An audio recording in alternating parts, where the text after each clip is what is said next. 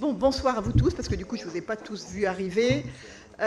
Merci d'être présents ce soir, parce que c'est vrai qu'on a décalé 2 jours, 2 semaines, donc c'est un petit peu compliqué, parce qu'on a tous nos engagements, et j'entends bien que pour certains d'entre vous, vous avez un conseil municipal après, donc normalement, il n'y a pas de raison qu'on n'ait pas terminé. Mais du coup, vous avez bien noté que celui du mois de juillet était supprimé, qu'on se reverra donc en septembre pour les conseils communautaires. Donc, merci à vous. Alors, sur les pouvoirs, Antoine Mettet qui donne pouvoir à Laurence Fardin, Chapelle-Témer. Monsieur Pelletier donne pouvoir à Monsieur Alétru, Monsieur Edouin donne pouvoir à Madame Thibault, Madame Joly donne pouvoir à Monsieur Fabre, Monsieur Gauvreau à Monsieur Marcheteau, Monsieur Pelot donne pouvoir à Monsieur Sautreau, Madame Peigné donne pouvoir à Monsieur Vattiot, Monsieur Careil à moi, d'accord, Monsieur Froment à Monsieur Marcheguet, ça c'est fait, Catherine Poupée à Philippe Barré. Ah ben non, il y en a 2 autrement. Ah ben non, mais Catherine, elle n'a pas rempli. Elle n'a pas rempli, Catherine. Bon, je vais voir après. Et puis Marie-Thérèse Guinaud à Philippe Barré. Et tu en avais 2, Philippe, donc c'est pas possible. C'est pas possible. Secrétaire de séance, j'avais comme proposition Stéphanie Le Goff, mais je ne sais pas si elle est là, ou Marie-Thérèse. Ouais, Stéphanie, c'est bon? D'accord, merci.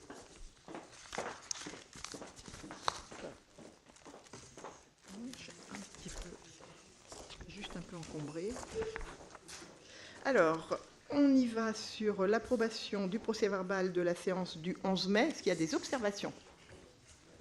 Non? Très bien, je vous remercie. Ensuite, vous aviez les délibérations qui ont été prises par le bureau communautaire et puis les décisions prises par moi-même. Est-ce qu'il y a des questions, des demandes? Non? Ok. Parfait. Dans ces cas-là, on va rentrer dans le vif du sujet. Et comme je ne suis pas très organisée pour ce soir, je cherche juste le vif du sujet. Ah ben surtout que c'est moi qui commence, oui. Est-ce qu'elle est là d'ailleurs? Alors,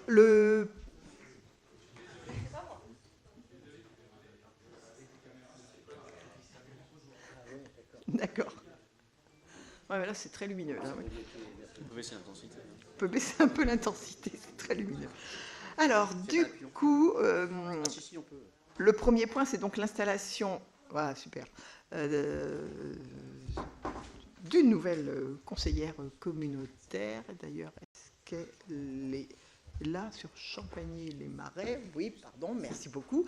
Donc, du coup, on a donc Madame Leslie Renard qui a démissionné de son mandat de conseillère municipale au niveau de la commune de Champagny-les-Marais. Donc, du coup, évidemment, il faut procéder à son remplacement. Et puis, donc, il est pourvu par le candidat de même sexe élu conseiller municipal, suivant sur la liste des candidats au siège de comité communautaire sur lequel il a été élu. Et donc, Madame Émilie Gaborio remplit les conditions réglementaires. Il vous est proposé donc d'acter l'installation en tant que conseillère communautaire représentant la commune de Champagny-les-Marais de Madame Émilie Gaborio. Voilà, c'était juste un prendre acte. Écoutez, bienvenue dans le conseil communautaire.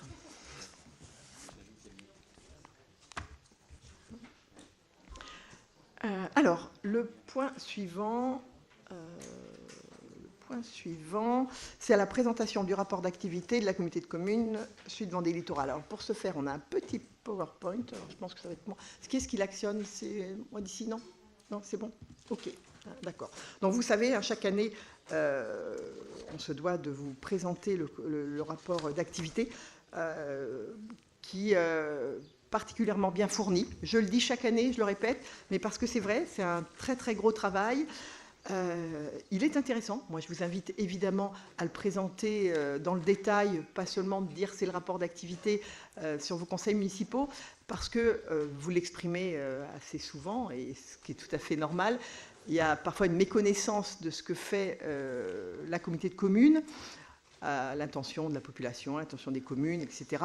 Il y a parfois une lisibilité un peu complexe. Et ce rapport d'activité, il vous présente déjà la communauté de communes et puis toutes les actions que nous menons au sein de cette belle instance. Donc, vous avez un petit PowerPoint que je vais vous présenter. C'est moi qui avance, là, du coup. Non, c'est vous. C'est moi qui l'avance. D'accord. Sûrement. Bah oui, je sais bien, je fais la flèche. Ouais, je fais la flèche de droite, mais ça bouge pas.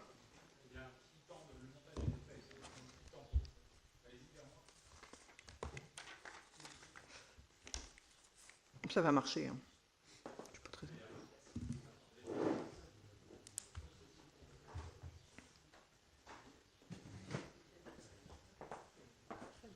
Allez-y, tiens. Ouais.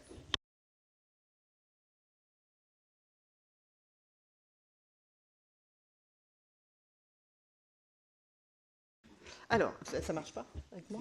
Si, c'est bon, c'est bon. Ok, d'accord. Donc là, vous avez donc la première slide qui vous Alors bon, vous avez sur la première partie du rapport d'activité, hein, vous verrez le nombre de membres, etc., tout ce qui est structurel. Là, les slides qui vous sont présentés, enfin, c'est vraiment l'opérationnel, on est plus dans le concret. Donc du coup, avec les finances 2022, avec le résultat d'exécution donc par budget.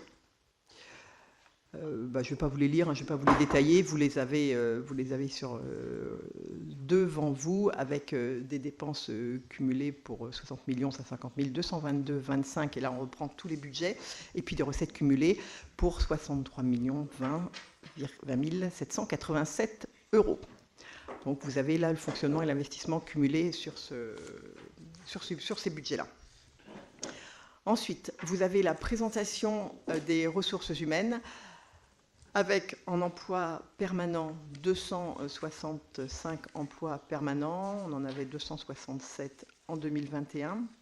Vous avez la répartition par direction avec 14 sur la direction générale des services, 30 sur le pôle ressources, 24 sur le pôle aménagement et développement, 129 sur le pôle de services à la population et cohésion sociale, et puis 68 sur le pôle technique et l'environnement.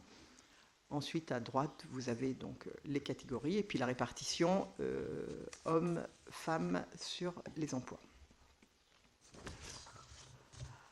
Ensuite, on rentre sur l'économie. Là, on essaie de vous présenter les actions phares, tout ce qu'on a voté, en fait, hein, tout ce qui a été mis en place avec vous et voté sur cette année 2022. Donc, le dispositif de subvention pour les entreprises de moins de 5 salariés.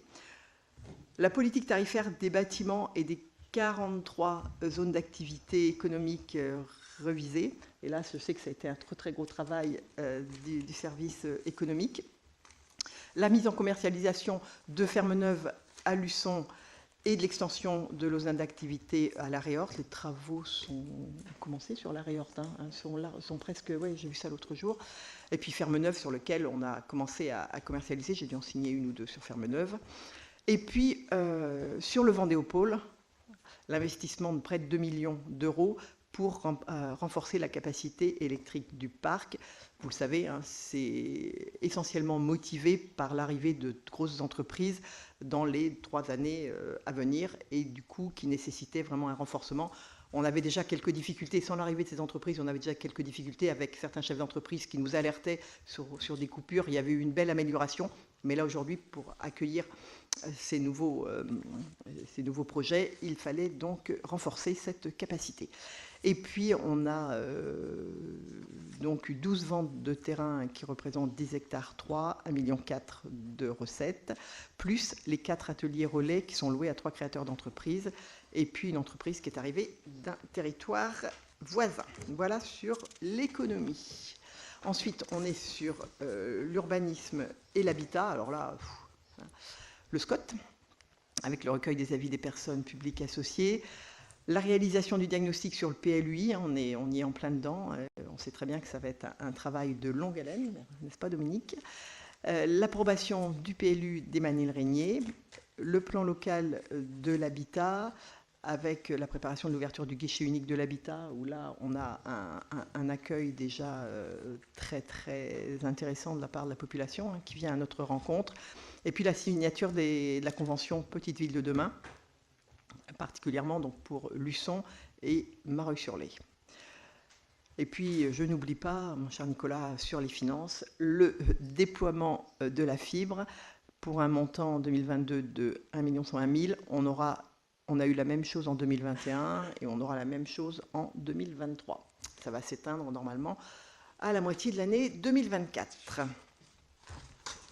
Sur les mobilités et le tourisme, donc l'expérimentation du TAD, mis en place par la région, avec nous, donc, vous avez vu, avec des pôles centraux sur lesquels nos populations peuvent se déplacer. Ils rejoignent un point précis dans chaque commune. Et puis, voilà, ils peuvent se déplacer sur un certain bassin de vie. Et pour les populations de plus de 75 ans, le taxi va les prendre à domicile. Le défi mobilité avec 300 participants sur l'édition 2022.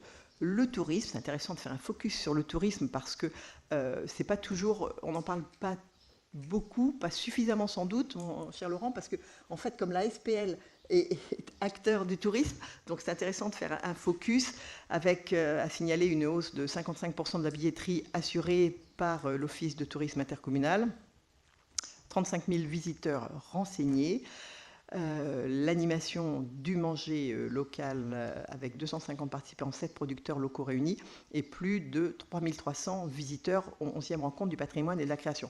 Le tourisme, c'est un volet important, évidemment, de notre territoire, très porteur. Et c'est vrai qu'un jour, on fera peut-être un focus un peu plus important parce que en back-office, derrière, il y a vraiment un très gros travail fait, porté par Christophe Gavet sous la houlette de Laurent. Ensuite, on passe à service à la population. Donc là aussi, des chiffres clés importants avec une augmentation au niveau du nombre d'élèves de l'école de musique. Alors évidemment, c'est toujours difficile dans ces 2 ou 3 années qui sont post-Covid de faire des comparatifs parce qu'on sait très bien qu'on a subi les conséquences pendant encore quelques temps. Mais on est en augmentation de plus de 4%. Au niveau du réseau des médiathèques, on est aussi en augmentation et je me permets de vous dire en même temps que j'étais ce matin à la médiathèque des voyageurs à Mareuil, j'y ai passé 1 heure.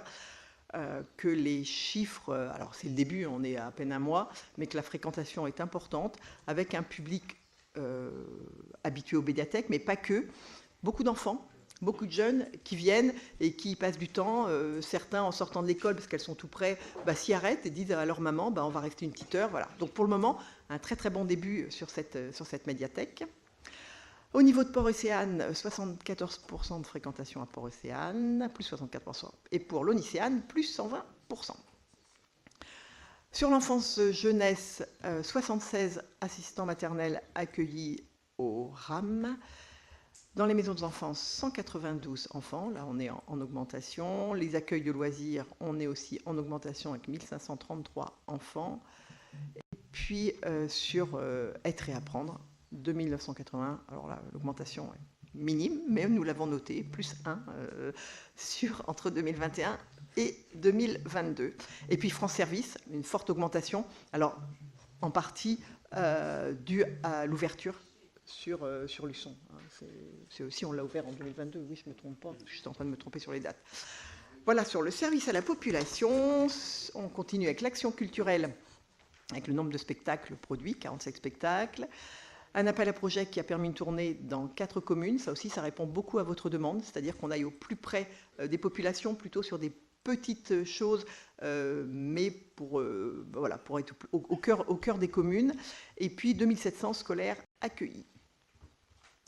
La prévention senior, je vais dire routière, préparation du contrat local de santé qui, là, du coup, a fait une nouvelle étape ces derniers mois, le mois dernier.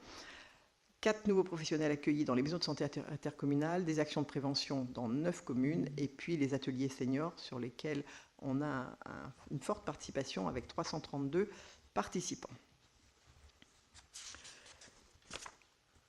Sur l'environnement et la politique des déchets, le plan climat, bien entendu, avec 40 actions adoptées, et 2 actions phares qui sont enclenchées, qui sont le PAT, et puis l'élaboration des schémas directeurs des énergies renouvelables. La GEMAPI, bien sûr, sur l'environnement. Sur la politique de déchets, je pense que là, tout le monde est bien au fait de ce que nous avons fait en 2022, on en a beaucoup parlé. Donc l'adaptation de la flotte de camions de collecte au biocarburant, l'harmonisation des fréquences de collecte et puis l'évolution du financement de la compétence déchets. Donc là, on voit le nombre de déchets, le nombre de kilos. Ça, c'est ce qu'on vous présente à chaque réunion dans les bassins, de vie. Sur les bâtiments, la voirie et le SPANC, poursuite de la construction de la médiathèque. Donc cette fois, elle est achevée et inaugurée. Les 2 ateliers relais qui sont sur le Vendéopôle de Saint-Hermine, là aussi, sur lesquels nous avons donc des entreprises qui sont installées. Et puis la réhabilitation de l'aire d'accueil des gens du voyage à Luçon, l'aire temporaire. Voilà, une chose qui a pris un petit peu de temps, mais elle accueille de nouveau des gens du voyage en position à l'année. Vous avez les chiffres clés sur le SPANC. Où est-ce que j'en suis? Voilà. Et puis au niveau du service commun, la dernière slide, la cuisine centrale. Alors là, plus 30%, donc plus de 151 000 repas livrés en 2021-2022. 2 nouvelles communes qui nous ont rejointes avec les Manille-Régnier et Champagné-les-Marais, et sur une réflexion que nous menons pour voir comment est-ce qu'on peut essayer d'étendre le service. Aujourd'hui, ils sont en saturation complète, ils sont au maximum de leur capacité de production et de livraison. Parce qu'il y a aussi cette condition-là, il faut être en capacité en liaison chaude, il faut avoir vraiment une temporalité bien précise sur les départs des camions. 37% de produits bio présents dans les menus, et puis le défi assiette vide, voilà, lutte contre le gaspillage alimentaire. L'autorisation du droit des sols, une petite baisse au niveau des actes d'urbanisme instruits en 2022, mais vu les fortes augmentations que nous avons eues sur 2020-2021, ça peut aisément s'expliquer. Et ils sont quand même toujours débordés sur le fil du rasoir. Un peu moins. Il y a plus de permis d'aménager, tout ça. Il y a moins de... Voilà, on est moins sur des actes complexes à faire. Voilà un petit peu, très succinctement, présenter le rapport d'activité 2022, qui vous sera évidemment transmis ensuite. Moi, je remercie vraiment les services pour la qualité du travail. Il y a la commande politique, c'est une chose, mais ensuite, il faut la mettre en œuvre. Et voilà, on a aujourd'hui la chance d'être très bien entourés, nous les élus, et d'avoir nos politiques publiques déployées avec beaucoup de conscience professionnelle sur le territoire. Est-ce qu'il y a des questions ou des observations sur le rapport d'activité 2022 ? Simplement, est-ce qu'on pourra l'avoir? Oui, vous allez l'avoir. Oui, oui, vous l'aurez. C'est bien, il est préparé comme ça. Ah oui, le petit PowerPoint, on va voir. Oui, non, mais c'est vrai que ça permet... Enfin, voilà, c'est... Oui, tout à fait. Vous l'aurez, pas de souci. Hein? Je ne pense pas faire toutes les communes. Voilà, donc y a-t-il des oppositions, des abstentions? Non, très bien. Je vous remercie. Donc notre rapport d'activité est adopté. Le point suivant, c'est moi qui continue. Ça concerne la Chambre régionale des comptes. Vous saviez, on vous avait présenté les observations qui avaient été émises par cette Chambre régionale des comptes. Et donc, il vous est rappelé dans le document les 10 recommandations et surtout les suites que nous avons données, et bien entendu, aux demandes. Alors, je vais être rapide, mais je pense qu'il est important aussi d'y revenir, de voir le détail. Sur la recommandation numéro 1, ça concernait la représentativité du Conseil de développement. Voilà, on explique comment a eu lieu l'appel à candidature sur les moyens les plus larges qui soient, entre la voie de presse, magazine, newsletter, site internet, réseaux sociaux. La recommandation numéro 2, c'était de mettre en cohérence les compétences transférées avec les équipements et services gérés par l'EPCI sur l'ensemble du territoire. Là, aujourd'hui, on avance, on essaie d'être plus en plus intégré, mais on a quelques avancées notables, qui est l'espace France Service ouvert sur la ville de Luçon et puis le RPE, qui aujourd'hui est intercommunal, mais à l'échelle de la communauté de communes, et non plus une partie qui était plus sur Luçon, une partie qui était plus sur Mareuil. Les mutualisations entre EPCI et communes membres, donc on note qu'on a 3 points majeurs avec la mutualisation d'un chargé d'opération bâtiment, l'adhésion à l'application mobile Intramuros et puis les formations délocalisées pour le personnel intercommunal et communal. Et puis, ce que je vous disais tout à l'heure, l'étude qui est en cours pour avoir une cuisine centrale qui puisse répondre à la demande de l'ensemble des communes qui le souhaitent. Sur la recommandation numéro 4, c'était d'élaborer un plan pluriannuel d'investissement. Donc là, ça a été fait, le PPI, il a été présenté lors du débat d'orientation budgétaire qui s'est tenu en fin d'année 2022. Sur la recommandation 5 qui concernait les centres de loisirs sans hébergement, avec l'harmonisation des tarifs, la grille tarifaire, c'est quelque chose aussi qui a été acté avec un lissage sur 6 années. Sur la recommandation 6, c'était l'harmonisation de la tarification du service de collecte des déchets. Je n'y reviendrai pas, c'est fait. Sur la recommandation 7, ça concernait l'IFSE octroyé aux agents. Et donc là, une enveloppe annuelle qui est octroyée pour réaliser cet objectif d'homogénéisation.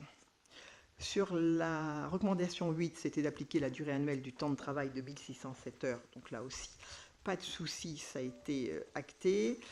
La recommandation 9, c'est établir un état des restes à la clôture de chaque exercice et procéder à leur inscription au compte administratif et au budget.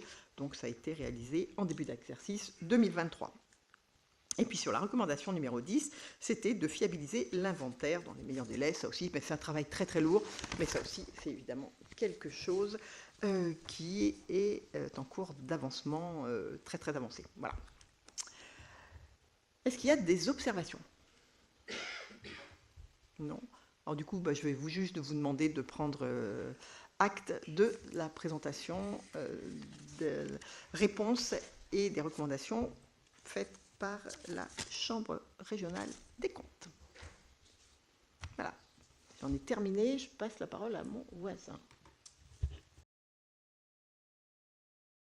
Bonsoir à toutes et bonsoir à tous. Donc une série de délibérations liées aux finances. La première concerne donc une décision modificative. La première sur le budget atelier relais.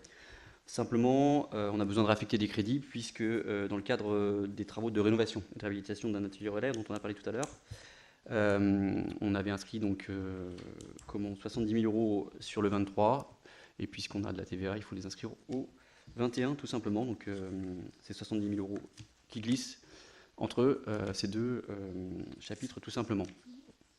Est-ce qu'il y a des questions? Pas de questions. Je mets à vos voix. Les gens sont contre ou s'abstiennent. Parfait, merci. Et ensuite, on a 8 délibérations qui concernent donc la facturation, enfin les tarifs liés aux services proposés par l'Interco.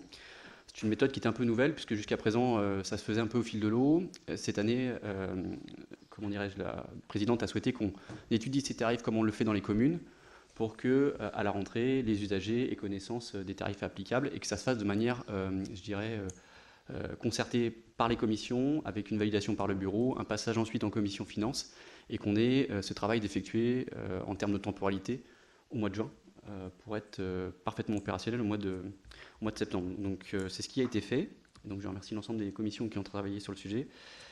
La première donc, concerne donc, les tarifs des ALSH, sur laquelle je vais parvenir, parce que la présidente l'a dit dans le cadre des recommandations de la CRC.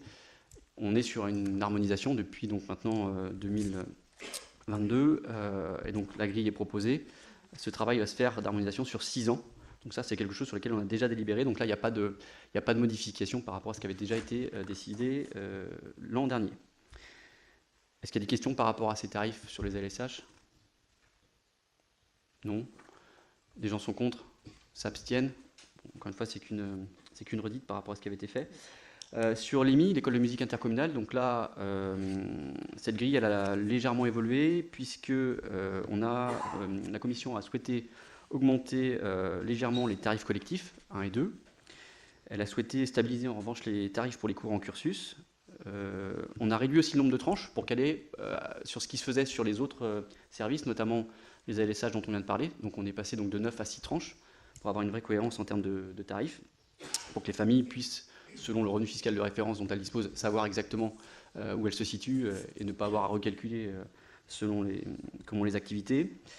On a également décidé d'augmenter tous les tarifs pour les personnes hors territoire.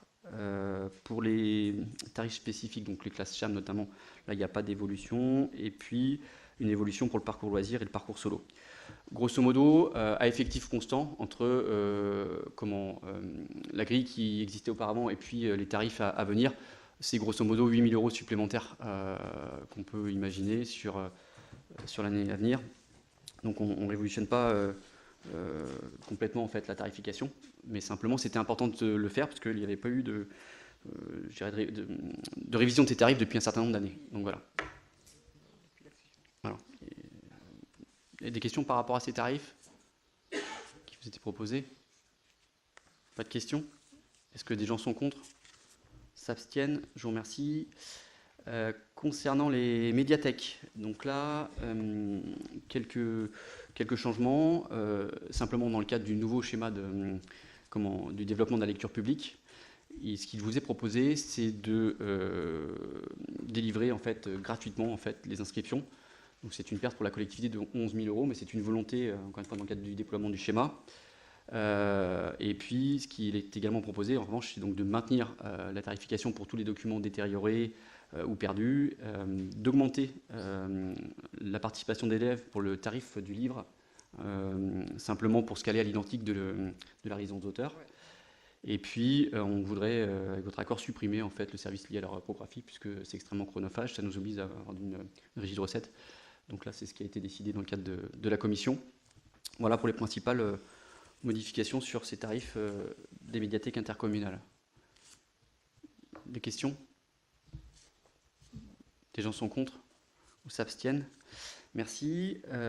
Sur l'espace culturel intercommunal situé à quelques pas d'ici, donc à Saint-Michel, donc là, il y a eu une refonte complète de la tarification, puisqu'il n'y avait pas eu de réinterrogation depuis 2016. La commission a procédé à un benchmark, regardez ce qui se passait sur les territoires voisins, et donc du coup, on a une tarification qui a évolué fortement.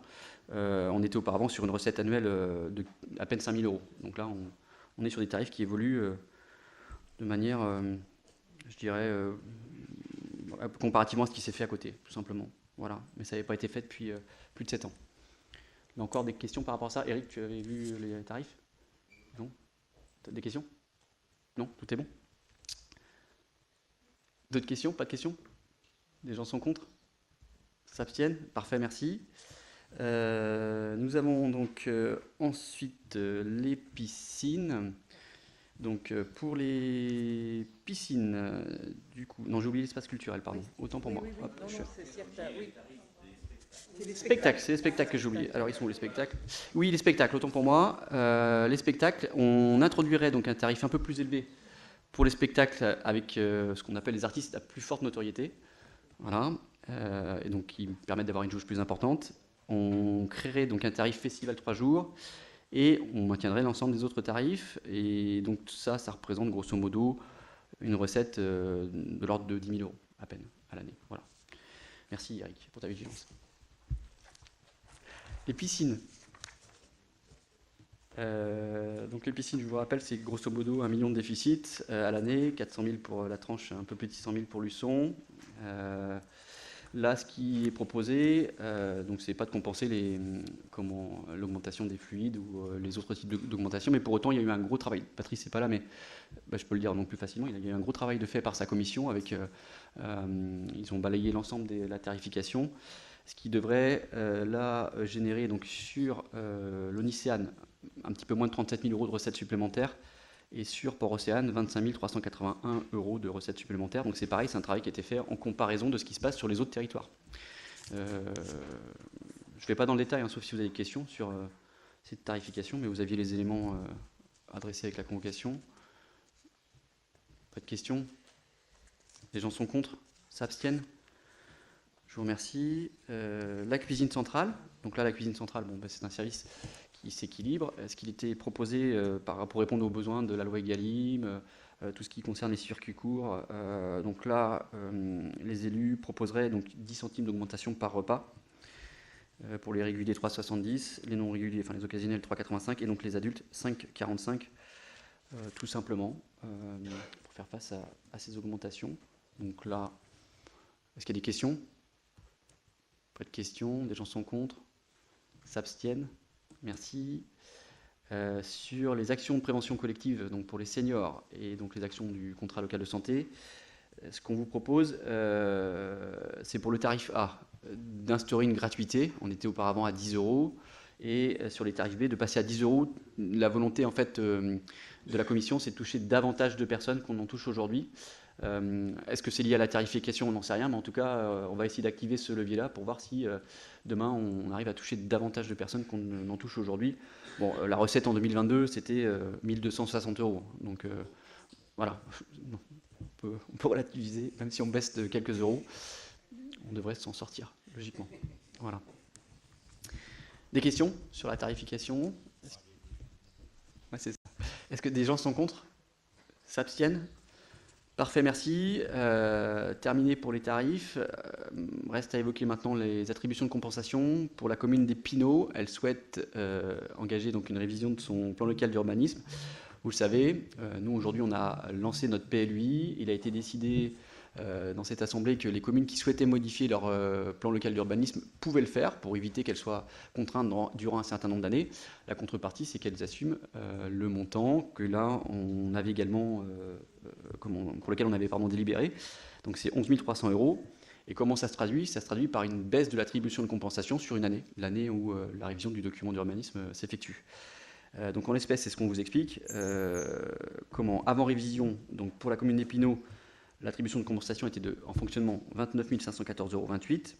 On vous proposerait donc de la passer à 18 214,28 € pour cette année, et bien évidemment, à partir de l'année prochaine, 2024, de repasser au montant qu'elle avait précédemment, 29 514,28 €. Voilà. Est-ce qu'il y a des questions par rapport à cette mécanique? C'est assez simple, hein, malgré tout. Et ça évite à la commune d'attendre la validation du PLUI, qui devrait intervenir dans quelques années.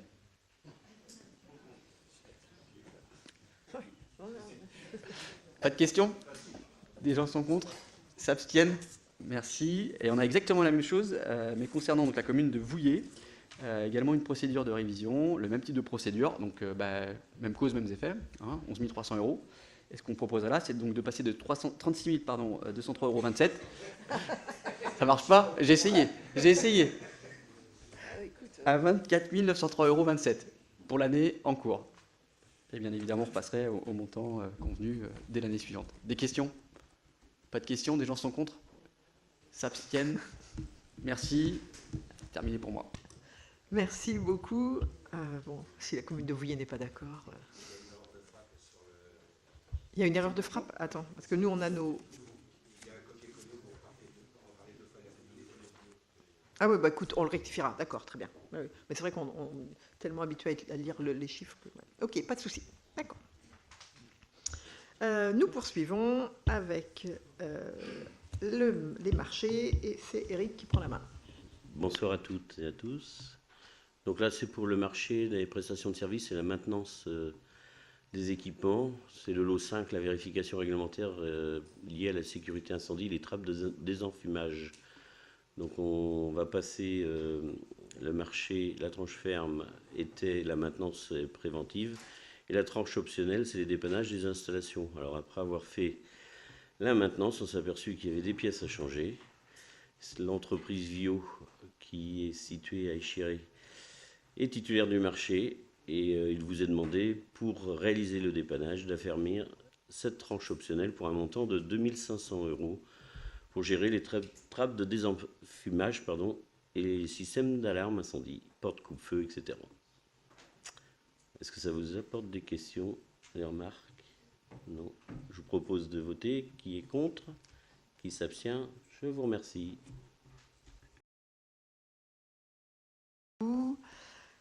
La suite, c'est moi qui la prends. On est sur de la commande publique avec la relance du lot 4 concernant la distribution du magazine communautaire et les prestations photographiques associées. On avait 4 lots pour ce marché-là, qui était la conception du magazine, l'impression du magazine, la distribution du magazine et les prestations photographiques. Et lors d'un dernier conseil communautaire, le lot 4, qui concernait les prestations photographiques, avait été infructueux. Déclaré infructueux. Donc du coup, une nouvelle consultation a été lancée. Et il vous est proposé d'attribuer ce lot à l'entreprise L'Ours en Plus pour un montant dû estimatif non contractuel de 3 300 € hors taxe pour les prestations photographiques associées au magazine communautaire, m'autoriser à signer les pièces inhérentes au marché et d'attester que les dépenses correspondantes sont inscrites. Voilà, donc on a relancé la consultation et c'est L'Ours en Plus qui était déjà notre prestataire qui était l'offre économiquement la plus avantageuse. Y a-t-il des questions? Non. Je me vois, y a-t-il des voix contre? Des abstentions? Très bien. Je vous remercie. Et nous poursuivons avec l'économie, et c'est Bruno. Oui, bonsoir tout le monde. Ça concerne donc la zone d'activité économique de Champ-Marotte à la Réorte. C'est la rétrocession d'un atelier relais qui avait été mis à disposition par la Réorte auprès de la Comcom au moment du transfert donc, de la compétence économique. Donc la commune de la Réorte, comme je le disais, avait mis à disposition un bâtiment qui fait 270 mètres carrés, qui a 2 halls de stockage et des bureaux, et qui aujourd'hui inoccupait. L'entreprise qui l'utilisait est partie, et la commune souhaiterait donc pouvoir affecter le dit bâtiment à d'autres activités que celles relevant de la compétence de la Comcom, tel qu'un service public postal. Donc ce qui conviendrait, c'est de désaffecter le bien et de le rétrocéder à la commune qui en est propriétaire. Y a-t-il des questions? Est-ce que quelqu'un est contre? S'abstient? Non? Merci. Le deuxième point concerne un crédit bail. Ouais, pardon, crédit bail qui avait été fait le 24 juillet 2014 par le SMPVA, qui était donc le crédit bailleur, avec la société SCIMA Lima Investissement, qui est en fait monsieur et madame Corr, qui était le crédit preneur, qui avait une période de validité de 16 ans, à partir donc de la date que je viens de vous citer, qui était donc valable jusqu'au 25 septembre 2030. Il s'avère que monsieur et madame Corr ont monté sur cet endroit un nouveau bâtiment pour une nouvelle ligne de production, et donc ils voudraient racheter ce crédit bail de manière à être complètement propriétaire du terrain et des bâtiments, ce qui semble logique. Selon les modalités financières, donc le prix est déterminé par ce qui reste à payer sur le crédit bail, et le montant est de 1 549 917 000 € et 30 centimes. Et ça, c'est la valeur à la fin du 3e trimestre de l'année civile 2023. Donc ce qui est proposé, c'est de céder le bien immobilier tel que je viens de l'indiquer à la société SCA Lima. Donc d'approuver la vente, d'autoriser Madame la Présidente à signer et d'autoriser Madame la Présidente à se faire représenter le cas échéant. Y a-t-il des questions? Non. Quelqu'un est-il contre? Non. Merci. Merci beaucoup. Et on poursuit avec Dominique. Pardon. Ouais. Merci Madame la Présidente. Donc le point numéro 19, c'est le retrait de délégation d'exercice de droit de préemption urbain de la commune de Luçon, hein, profit bien sûr de l'EPF. Vous avez l'habitude de ce genre de délibération. Donc la commune de Luçon a sollicité donc, l'EPF, donc l'établissement public foncier de la Vendée, une mission d'études sur 2 secteurs. Dans ce cadre, une convention tripartite a été passée entre la communauté de communes, l'EPF et la communauté de communes. Le périmètre en question sur la ville de Luçon porte sur l'îlot en centre-ville, représentant 198 parcelles. Alors, je ne vais pas vous les nommer, les 198, hein, parce que ça va être un peu compliqué. sur une superficie donc, de 57 600 mètres carrés. Cet îlot est constitué de nombreux logements, hein, de bâtiments vacants et qui sont dégradés, et de certains équipements qui seront désaffectés prochainement. On est à peu près sur environ, vous le savoir, sur le centre-ville, à peu près entre 400 et 500 logements vacants. L'îlot, la rue du Général de Gaulle, représentant également 123 parcelles, hein, sur une superficie de 34 795 mètres carrés. Cet îlot est constitué également de nombreux logements vacants et dégradés. Ces parcelles sont classées en zone UA. Donc, le conseil communautaire propose de retirer préalablement la délégation attribuée à la communauté de Luçon en matière de droit de préemption urbain sur les secteurs susvisés par la convention d'études signée avec l'EPF, et ce pour la durée de la convention précitée. Donc la durée, elle est de 18 mois et le plafond d'engagement de l'EPF est de 2 millions d'euros. Voilà ce qu'on vous propose pour cette première délibération. On soumet à votre vote. Qui est contre? Qui s'abstient? Donc voté à l'unanimité, je vous en remercie. La délibération suivante, la 20e, bon, c'est exactement la même chose, sauf que là, c'est le fait de déléguer partiellement le droit de préemption urbain, bien évidemment, à l'EPF, l'établissement public foncier de la Vendée. Donc je ne vais pas vous lire la délibération, ce n'est pas forcément nécessaire, c'est simplement de dire que l'on propose donc de déléguer l'exercice de droit de préemption urbain à l'EPF de la Vendée pour cette opération d'étude donc en cours. Voilà, je le soumets à votre vote. Qui est contre? Qui s'abstient? Donc voté à l'unanimité, je vous en remercie. La délibération suivante, la 21e, c'est institution d'une commission locale du site patrimoine remarquable, ce qu'on appelle le SPR. Alors, la communauté de communes des littorales est compétente en matière de plan local d'urbanisme, hein, donc le PLU, et à ce titre-là, une commission qu'on appelle locale SPR doit être instituée par l'autorité compétente en matière de PLU à compter de son classement. Cette commission locale concerne principalement la ville de Luçon. Elle doit comprendre des membres de droit, elle doit être instituée, avec un président de commission, le ou les maires des communes concernées par la SPR ou son représentant, le préfet ou son représentant, le directeur régional des affaires culturelles ou son représentant, l'architecte des bâtiments de France ou son représentant. La commission locale est présidée par le président de l'EPCI, en l'occurrence la présidente, en matière de PLU, et la présidence de la commission peut être déléguée au maire de la commune concernée. La commission locale comprend également un maximum de 15 membres supplémentaires, dont un tiers de représentants qui sont désignés en son sein par l'organe délibérant de l'établissement public de coopération intercommunale, un tiers de représentants d'associations ayant pour objet la protection, la promotion ou la mise en valeur du patrimoine, également un tiers de personnes qualifiées. Donc, il est proposé aux membres du conseil communautaire d'instituer cette commission, la mise en place de cette commission de site patrimonial remarquable et de nommer les représentants du conseil communautaire suivant. À titre titulaire, il y aurait Madame Stéphanie Le Goff et Monsieur Denis Le Sage.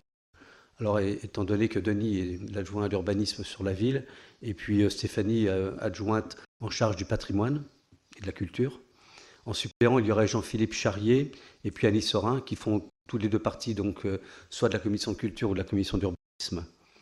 De nommer également les représentants d'associations ayant pour objet la protection et la promotion de la mise en place du patrimoine. À ce titre-là, nous aurions M. Philippe Gadebois, qui est le président de l'association Luçon Patrimoine et Histoire Richelieu, M. André Lelourec, représentant de l'association A Luçon Tourisme, Patrimoine et Culture, et en suppléant M. Gilbert Robin, représentant de l'association Luçon Patrimoine et Histoire Richelieu, et M. Jean-Bernard Cailleret, qui représente l'association Les Amis de la Cathédrale. De nommer en plus les personnes qualifiées suivantes: Madame Gaëlle Calvez, architecte conseil du Parc national régional du Marais Poitevin, Monsieur Yves Nicolas, architecte, et en suppléant Madame Emma Bourdon, architecte conseil du Conseil d'architecture, d'urbanisme et de l'environnement au CAUE, et Monsieur Fabien Herbreteau, qui est architecte à Luçon. Voilà la composition de cet organe qui effectivement va permettre d'avancer dans le cadre du plan local d'urbanisme intercommunal sur la mise en place et l'étude de ce site patrimonial remarquable. Donc sur la ville de Luçon, c'est une zone qui est bien définie.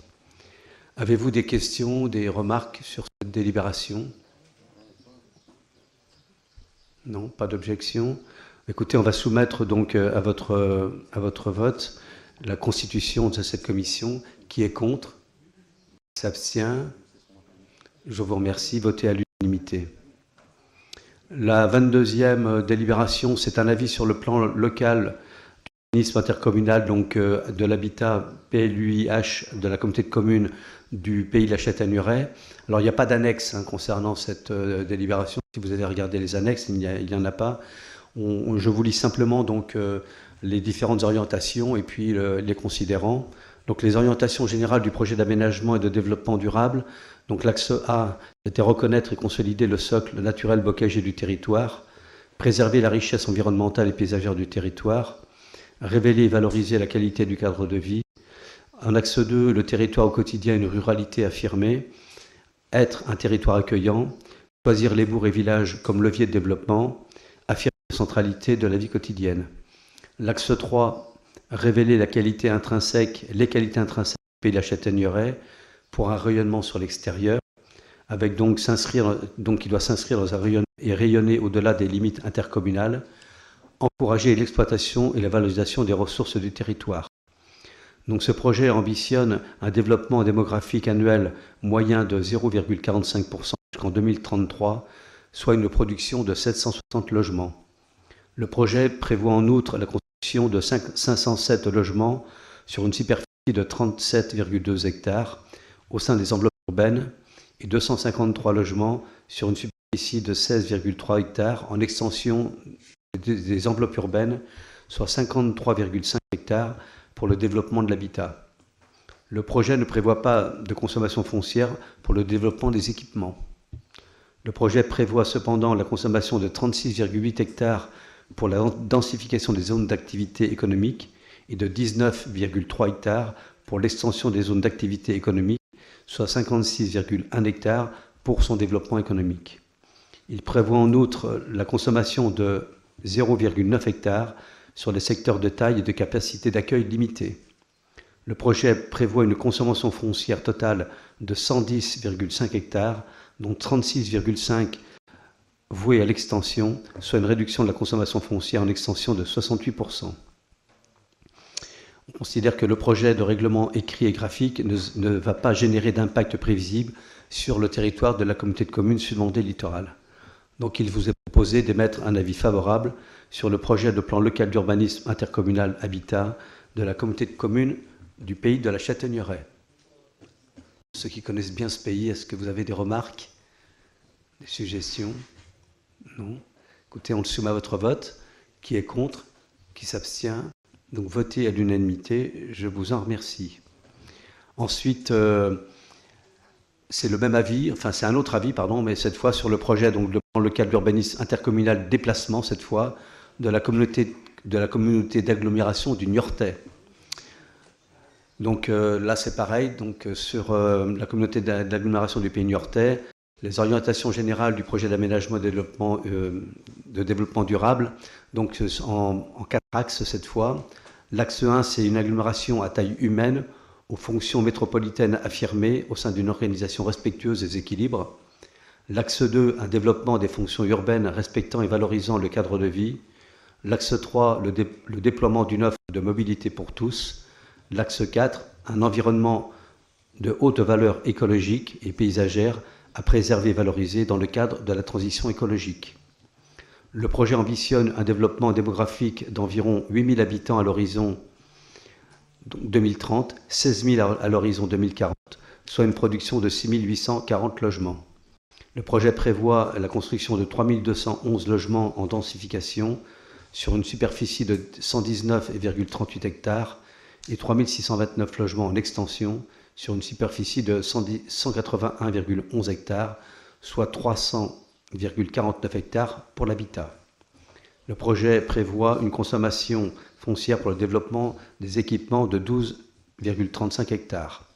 Il prévoit également la consommation de 50,80 hectares pour la densification des zones d'activité économique de 35,30 hectares pour l'extension des zones d'activité économique, soit 86,1 hectares pour son développement économique propre. Le projet prévoit une consommation foncière totale de 398,94 hectares, donc 228,30 hectares d'extension, soit une réduction de la consommation foncière en extension d'environ 50% par rapport à la période 2013-2022, donc en conformité, on va dire, avec le ZAN. Le projet de règlement écrit et graphique ne va pas générer d'impact prévisible sur notre territoire de la communauté de communes Sud-Vendée Littoral. Donc il vous est proposé d'émettre un avis favorable sur le projet de plan local d'urbanisme intercommunal déplacement de la communauté de communes, de la communauté d'agglomération du Pays Niortais. Avez-vous des remarques? Non. Très bien, mais écoutez, on le soumet à votre vote. Qui est contre? Qui s'abstient? Voté à l'unanimité, merci. Le 24e point, c'est l'avis sur le dossier de mise en compatibilité du plan local d'urbanisme de Saint-Michel-en-Lerme, sur le rapport et les conclusions du commissaire enquêteur et sur le projet verbal de la réunion d'examen conjoint. Alors, le rapport n'est pas en annexe, donc je vais simplement vous lire les conclusions qui sont émises là, dans les considérants. Le rapport et les conclusions du commissaire enquêteur, à savoir un avis favorable à la demande d'autorisation environnementale assortie d'une seule recommandation, un avis favorable à la déclaration d'utilité publique du projet assorti d'une réserve et d'une recommandation, un avis favorable à la mise en compatibilité du PLU de la commune de Saint-Michel-en-Lerme, un avis favorable au classement et déclassement des voiries concernées. Donc le procès verbal de réunion d'examen conjoint n'a fait état d'aucune observation. Donc il vous est proposé d'émettre un avis favorable sur le dossier de mise en compatibilité du plan local d'urbanisme de la commune de Saint-Michel-en-Lerme, d'émettre un avis favorable sur le rapport et les conclusions du commissaire enquêteur et d'émettre un avis favorable sur le procès verbal de la réunion d'examen conjoint. Eric, as-tu quelque chose à rajouter? Ça concerne le contournement. C'est le contournement. Le contournement et les recommandations, ça porte sur la liaison de la Vélodyssée, parce que la culture départementale va traverser. Et puis prolonger un merlon pour avoir des protections acoustiques. D'accord. Voilà, c'est l'aménagement de la RD 746, en vue de la déviation du bourg. Voilà. Avez-vous des remarques, des suggestions? Non. On le soumet à votre vote. Qui est contre? Qui s'abstient? Voté à l'unanimité. Merci pour Saint-Michel-en-Lerme. On attend l'arrêté. Voilà. Ok. Ok. Merci. Merci beaucoup. Je poursuis avec le point numéro 25 que René Froment devait présenter, mais il a eu un empêchement de dernière minute, qui est donc l'avis sur le projet du livre blanc de TER métropolitain. Juste pour resituer le pôle métropolitain, pour ceux qui ne le sauraient pas forcément, ça regroupe 10 intercommunalités. La vocation, c'est de travailler de concert Pays de la Loire, une partie de Pays de la Loire, nous, et Nouvelle-Aquitaine, autour plutôt une communauté d'intérêt, autour de la notion d'un grand bassin de vie. Donc du coup, c'est une instance qui se réunit une fois par trimestre et on débat sur les projets qui nous intéressent tous. Donc là, dans le document, vous aviez la synthèse des priorités plutôt tournée vers les mobilités, puisque le livre blanc, en effet, il est dans cette direction. Sur les priorités en termes de mobilité, elles figurent sur la charte métropolitaine, avec en priorité 3, garantir l'accès au territoire, avec le multimodal, le passager et le fret, et puis la priorité numéro 4, qui est l'élaboration d'un schéma territorial de l'intermodalité. Du coup, le pôle métropolitain, il a été un acteur et a travaillé à l'élaboration des stradettes, par exemple. Donc aujourd'hui, le livre blanc, il a un double objectif qui est de développer la volonté d'affirmer une proposition d'offre cadencée à l'échelle du bassin élargi, comptant plus de 580 000 habitants et près de 250 000 emploi et d'affirmer une priorisation des enjeux de modernisation et d'investissement sur les infrastructures ferroviaires dans la perspective du futur volet mobilité des contrats CPER des Pays de la Loire et Nouvelle-Aquitaine, dont l'élaboration est annoncée à l'échéance de l'été 2023. Donc, ils s'articulent, vous l'avez vu, autour de 5 branches principales qui étaient détaillées dans les annexes. Alors, sur La Rochelle, Niort, Poitiers. Ensuite, vous aviez La Rochelle, Luçon, Nantes, et sur ce axe-là, un focus évidemment particulier avec la gare de Luçon qui serait complétée par un nouvel arrêt Annalier. Alors du coup, sur les haltes, on a sur l'agglomération de La Rochelle ce qui est détaillé, sur Aunis Atlantique, avec la réouverture d'une halte à Maran, et l'opportunité d'une halte à Antilly, sur Fontenay-Vendée, une halte projetée à Velluire-Fontenay, mais qui devra s'accompagner d'une offre de rabattement entre la nouvelle halte et la ville de Fontenay-le-Comte. Et puis sur Sud-Vendée Littoral, la gare de Luçon sera complétée par un nouvel arrêt Annalier. Voilà, donc on y insiste sur le livre blanc. Et puis ensuite, il y a l'axe qui est plutôt La Rochelle, Rochefort, Bordeaux, Niort, Saintes, Bordeaux, puis Niort, Fontenay, Luçon. Aujourd'hui, Luçon est desservi par 4 intercités et le TER Pays de la Loire, Nantes, La Rochelle. Donc, la perspective de monter à 4 TER opérés par la région Pays de la Loire permettrait une offre intéressante de 8 allers-retours quotidiens vers La Roche-sur-Yon et La Rochelle. Voilà. Donc, voilà, l'objet de ce livre blanc, voilà, c'est de contribuer à ce travail autour du ferroviaire sur lequel on est extrêmement attentif, n'est-ce pas, Bruno ? Et sur lequel il y a eu moult réunions, sur lequel des échanges avec tous les acteurs, que ce soit les usagers, que ce soit les élus, bien entendu, la région, et puis SNCF, bien entendu, et puis un cabinet d'études qui nous a fait un rendu la semaine dernière, où il y a 15 jours, sur lequel il y a eu quelques débats. Donc voilà, on avance et on espère bien sûr pouvoir être entendu sur cette halte ferroviaire à Nallier. Voilà, c'est un travail que nous menons depuis déjà quelques mois. Années, d'accord, années, depuis quelques années. Donc voilà, donc moi je vous propose, alors le détail, hein, vous l'aviez dans l'annexe. Moi, je vous propose donc d'émettre un avis favorable sur le projet du livre blanc TER métropolitain tel qu'ils étaient annexés à la présente délibération. Pardon. Est-ce que quelqu'un a des observations, des commentaires, s'exprimer sur ce sujet? Non. Dans ces cas-là, je le mets aux voix. Je propose donc un avis favorable. Est-ce qu'il y a des voix contre, des abstentions? Très bien. Je vous remercie. En espérant, et on va continuer à suivre le dossier, bien sûr. On devra avoir une réponse dans les 2-3 mois à venir. Je passe la parole à Laurent pour la suite. Bonsoir à tous. Il s'agit là d'une demande de subvention, notamment pour l'étude pour l'élaboration d'une stratégie de gestion des risques liés au changement climatique.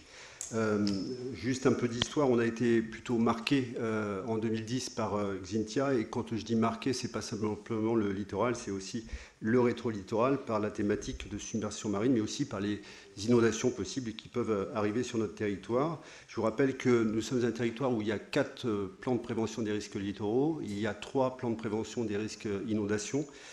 C'est dire qu'en fait, déjà, il nous fallait anticiper. Et au titre des compétences que la communauté de communes a, vous savez qu'on a la compétence GEMAPI, qu'on a déléguée à 2 de nos syndicats, syndicat de bassin, le syndicat mixte bassin du lait et le syndicat mixte SMVCA, et VSA, Sèvres-Otise. Et d'ailleurs, ces deux syndicats ont fait des travaux importants qui ont été réalisés pendant les années qui ont suivi Xynthia, qui continuent d'ailleurs.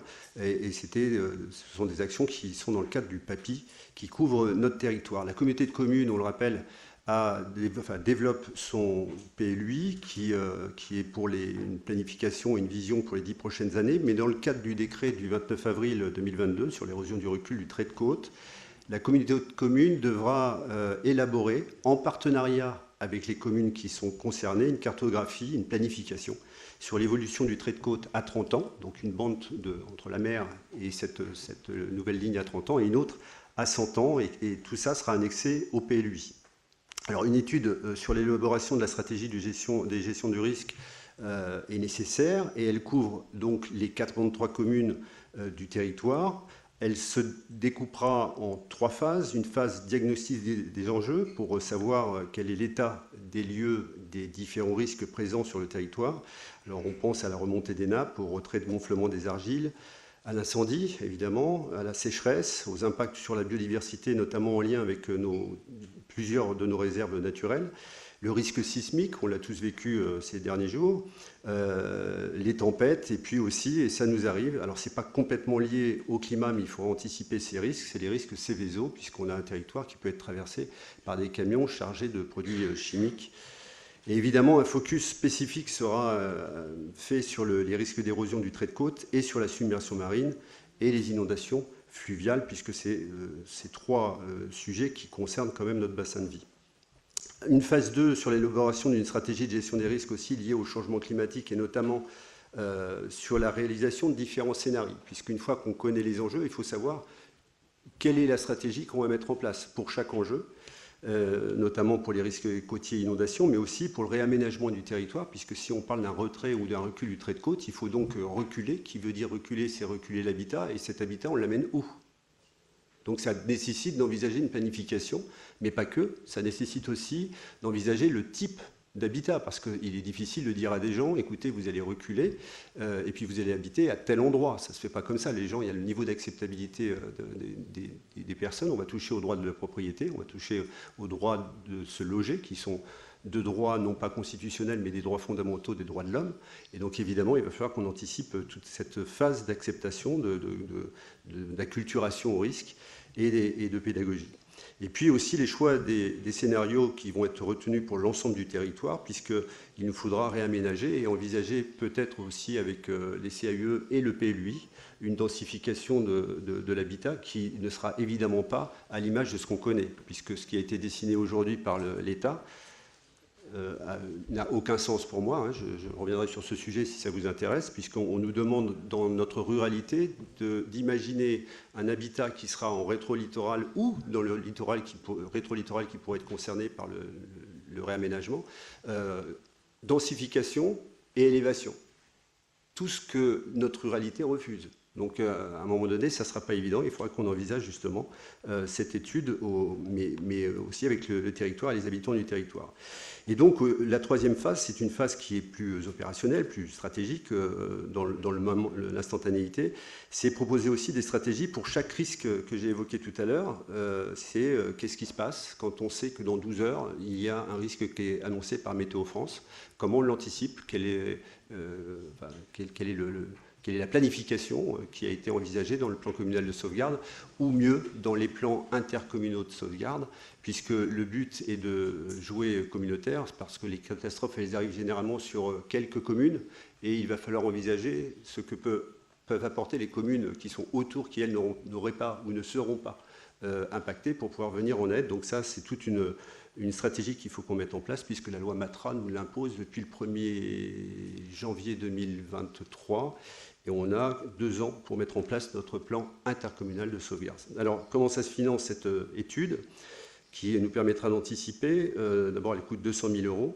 L'État subventionne à hauteur de 100 000 €, la région Pays de la Loire 30 000 €, et le département de la Vendée 30 000 €, et à notre charge, en autofinancement, 40 000 €. Il vous est proposé d'approuver le plan de financement pour la mise en œuvre justement de cette étude relative à l'élaboration d'une stratégie de gestion des risques liés au changement climatique, d'autoriser la présidente à déposer les dossiers de demande d'aide et avant d'autoriser Madame la Présidente à signer toutes les pièces afférentes, est-ce qu'il y a des questions? Pas de questions. Eh bien, qui s'abstient? Qui est contre? Merci. Merci Laurent. Et nous poursuivons sur l'environnement avec David. Bonjour à toutes et à tous. Donc une candidature au programme Life Gouvernance Climat, en partenariat notamment avec le parc naturel du Marais Poitevin. Donc ça fait écho à la délibération qu'on vient de prendre notamment sur des études. Et là, c'est aussi prendre du recul et travailler au-delà de l'intercommunalité avec le parc naturel régional du Marais Poitevin sur ce programme LIFE.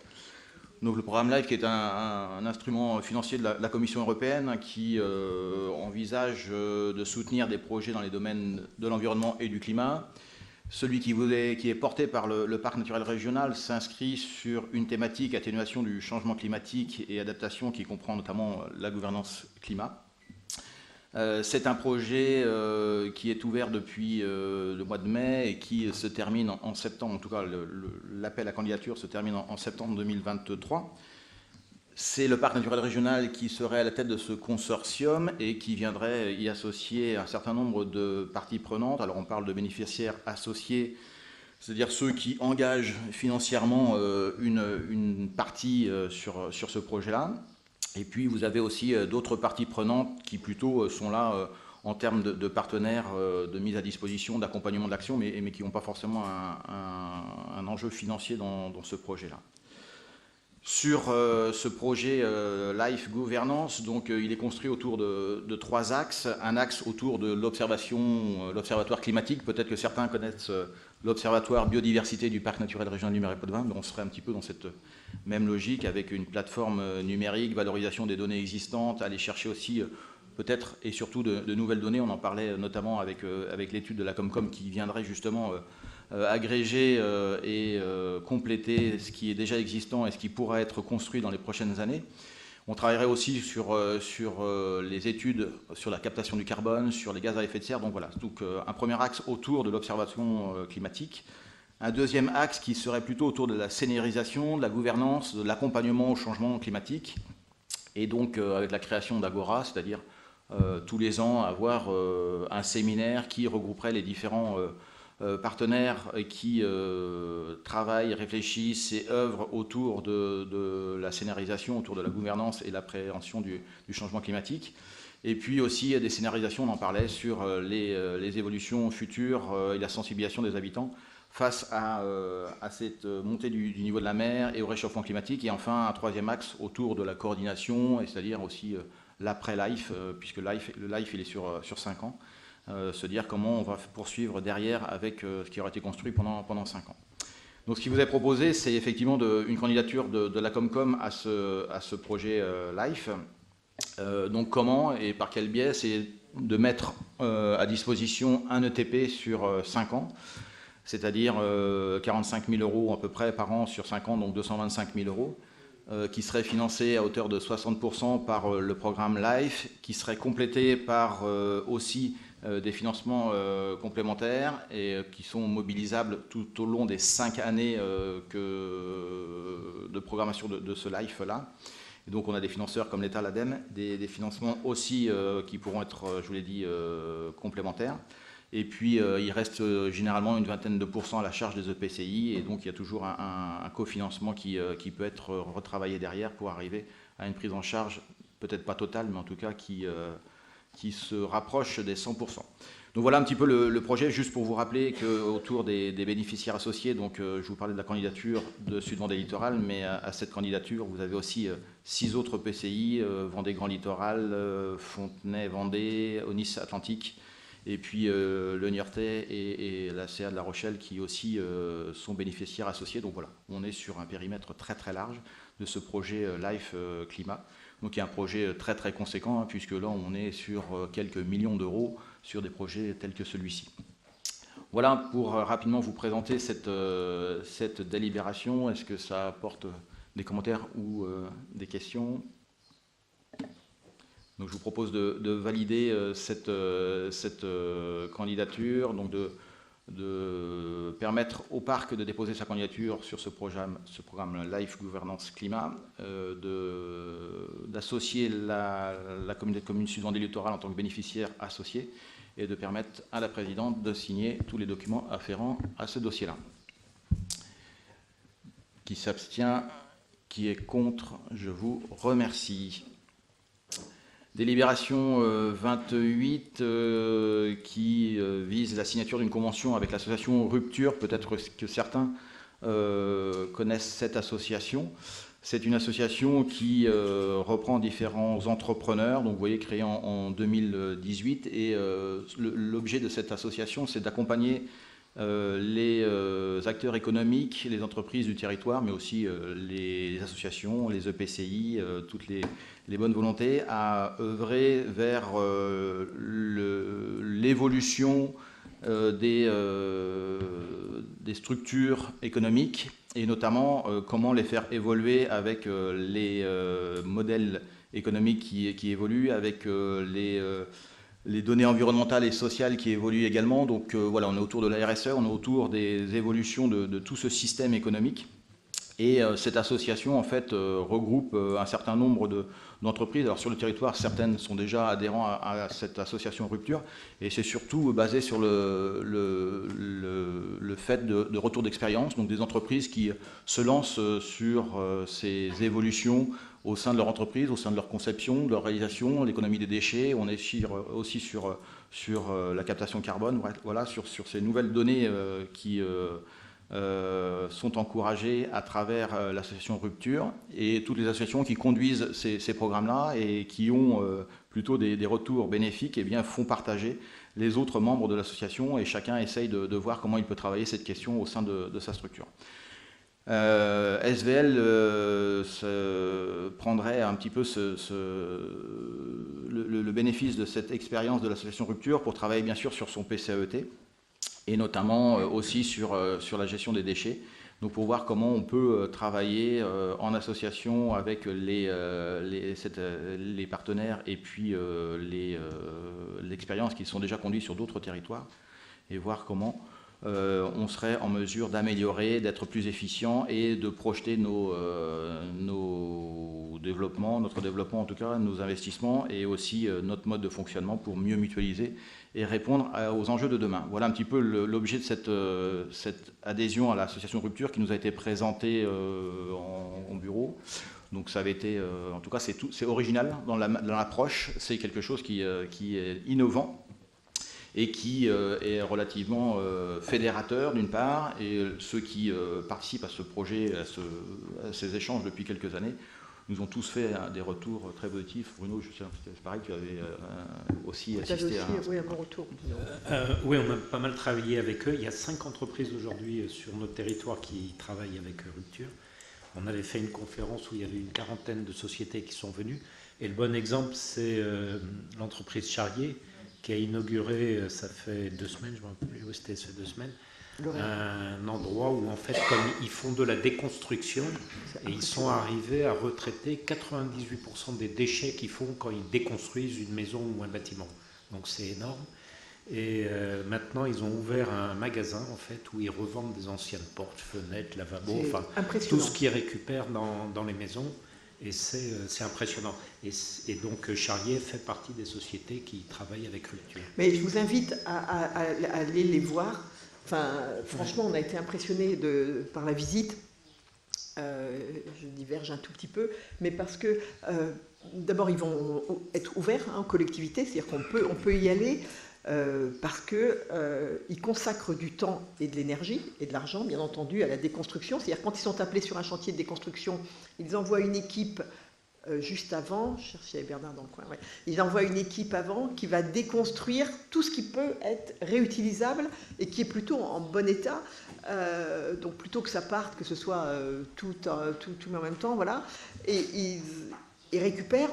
Alors, il n'y a pas que du démontage, on a aussi vu des tables, des chaises, voilà. Donc, ils vont être ouverts le premier vendredi, enfin, je ne sais plus, ils expliquent vendredi, ouais, parce qu'il y a vraiment des matériaux qui sont en bon état. Ils ne réparent pas, ils remettent sur le marché en seconde main ce qu'ils ont déconstruit juste avant d'attaquer vraiment dans le dur la déconstruction de leur bâtiment.